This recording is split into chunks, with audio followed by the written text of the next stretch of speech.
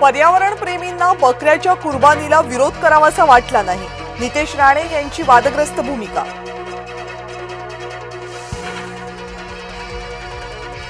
शीतल तेजवानीला थोड्याच वेळात कोर्टात हजर करणार. मुंडव्यामधील कथित जमीन गैरव्यवहार प्रकरणी शीतल तेजवानी मुख्य सूत्रधार.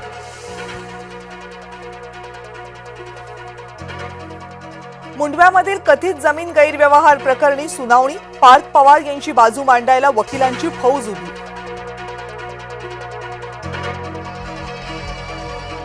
पार्थ आणि अमेडिया कंपनीचा उल्लेख गुन्हा नोंदीमध्ये हवा. सामाजिक कार्यकर्त्या अंजली दमान यांची मागणी.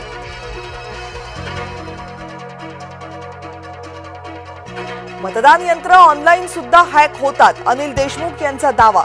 ईव्हीएम हॅक करण्याच्या आव्हानावर पवार गटाच्या चिडीचूप धोरण. मुंबईमध्ये महानगरपालिकांच्या निवडणुकांची लगबग सुरू. निवडणूक आयुक्तांची मतदार याद्या शुद्धीकरणाबाबत पालिका आयुक्तांशी चर्चा.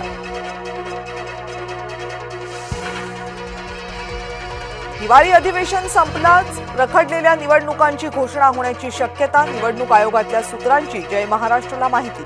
14 डिसेंबरला महानगरपालिकेच्या निवडणुकांची घोषणा शक्य. अमोल मिटकरी यांचं रुग्णालयामध्ये स्टिंग ऑपरेशन. आरोग्य केंद्रामध्ये अवैध गर्भपात होत असल्याचा आरोप. अकोल्यातल्या हिवरखेड आरोग्य केंद्रातील प्रकार. माझ्यावर फक्त राजकीय गुन्हे. एकनाथ खडसे यांचं शिवसेना आमदार पाटील यांना उत्तर. खडसे सराईत गुन्हेगार असल्याचा पाटलांचा दावा फेटाळला. व्लादिमीर पुतीन 2 दिवसांच्या भारत दौऱ्यावर. भारत रशिया दरम्यान संरक्षण सहकार्य वाढावं. पुतीन यांच्या दौऱ्याकडून अपेक्षा. मुंबईमध्ये 7 डिसेंबरला जैन समाजाचा मोर्चा. दादरच्या कबूतरखाना सुरू करण्याची मागणी. जैन मुनी निलेशचंद्र महाराज यांच्या नेतृत्वात मोर्चा. मुंबईसह देशभरातील विमानतळांवर एकच गोंधळ. मुंबई, हैदराबाद, बंगळुरू इथली 200 विमान उड्डाणं रद्द. तांत्रिक अडचण, अपुरं मनुष्यबळ यामुळे उड्डाणांचा बोजवारा. परळीमध्ये शरद पवार गट आक्रमक. ईव्हीएम असलेल्या ठिकाणी सुरक्षा नसल्याचा दावा. परळी नगर परिषद कार्यालयाच्या बाहेर कार्यकर्त्यांचा गोंधळ. माणिकराव कोकाटे यांच्या बदनामी खटल्यामध्ये हजर होण्याचे आमदार रोहित पवार यांना नाशिक जिल्हा सत्र न्यायालयाचे आदेश. पुतीन युद्ध संपवू इच्छितात. युक्रेन युद्धाबाबत अमेरिकेचे अध्यक्ष डोनाल्ड ट्रम्प यांचं वक्तव्य. ट्रम्प यांच्या सल्लागारांनी दिलेत संकेत.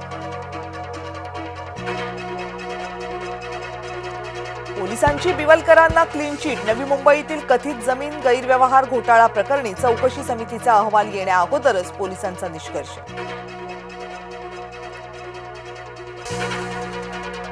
संशय येईल असं काम करू नये. राजू शेट्टींचा निवडणूक आयोगाला सल्ला.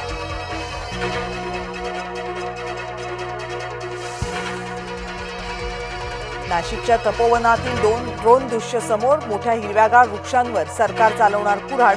झाडं तोडायला विविध संघटनांचा थेट विरोध.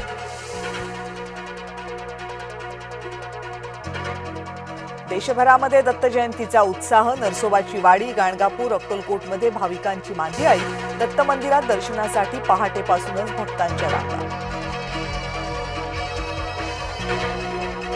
नंदुरबारमध्ये जामिया शिक्षण संस्थेवर ईडीची कारवाई. जामिया ट्रस्टला परदेशातून 406 कोटी रुपयांचा निधी.